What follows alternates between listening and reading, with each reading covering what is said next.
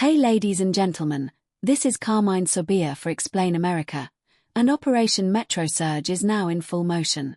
Ilhan Omar and Tim Walz were expecting a completely different outcome, but the updates coming out are not what they hoped for. Before we begin, don't forget to like, comment, share, and subscribe. Those simple actions help us keep the channel growing. Some people want you to believe that what's happening in Minnesota is all about discrimination toward the Somali community. But that's not the case at all. This operation is focused on tracking down dangerous individuals. For some reason, Ilhan Omar seems to be opposing the effort to take these individuals off the streets, and when you follow the trail of questionable financial activity, you start to understand why certain leaders don't want attention on this. Over the weekend, major arrests were made through Operation Metro Surge across Minnesota. Many of those taken into custody were from Somali backgrounds, some were U.S. citizens, but all were individuals involved in extremely serious wrongdoing, the type of actions that can't even be described on this platform. The good news is that they are now off the streets. While Omar and Walz continue to complain about racism, the people of Minnesota are actually safer today. Instead of criticizing the operation, they should be thanking the administration and offering support to bring these offenders to justice, not doing what Mayor Jacob Frey did, posing for cameras while eating Somali food in some awkward display of solidarity that looked more uncomfortable than helpful. Now let's move to the latest update from the newsroom. DHS has announced ongoing arrests under Operation Metro Surge, targeting what ICE describes as some of the most dangerous offenders in the Minneapolis region. Dozens have already been taken into custody, including convicted gang members and other individuals who recently returned to the streets and were causing fear in their communities. The administration is also cracking down on massive financial schemes in Minnesota, calling the state a major center for money movement operations. Multiple federal agencies and Congress are now investigating what prosecutors say is the largest pandemic-related financial fraud case in the country. Over 50 people have already been convicted, and nearly 80 more are facing charges. Minnesota Governor Tim Walz is facing heavy criticism. He says his administration recognizes the seriousness of the issue and insists that people are being held accountable.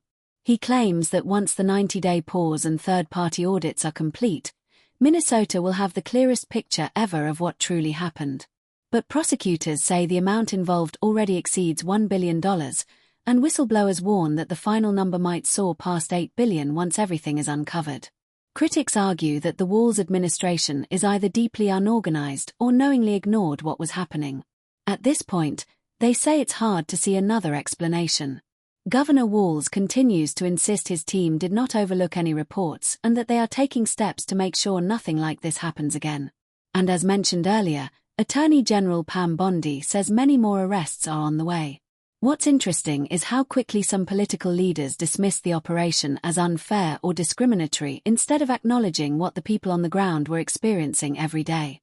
Many residents had been speaking up for months, sharing concerns about organized groups causing trouble, but these concerns were brushed aside or labeled as overreactions. Now, with arrests being made and federal investigations underway, those same concerns are proving valid. As more individuals are taken into custody, investigators are discovering connections between certain offenders and larger organized networks. Some people were not acting alone. They were part of well-structured operations designed to move money, commit fraud, and slip through legal loopholes. This wasn't just small, isolated wrongdoing. It was a widespread system that allowed individuals to take advantage of weaknesses in oversight.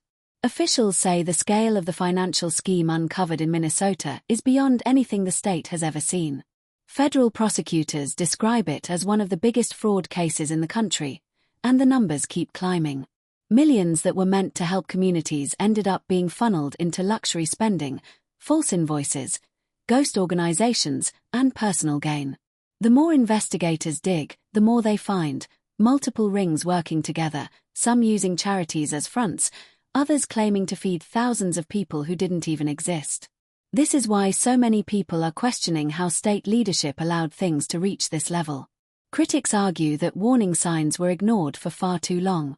There were reports, audits, red flags, and whistleblowers trying to sound the alarm, yet nothing meaningful happened until federal authorities stepped in. Some people believe this wasn't just incompetence, It was a willingness to look the other way. Others argue that the system was simply overwhelmed and unprepared for the level of deception involved.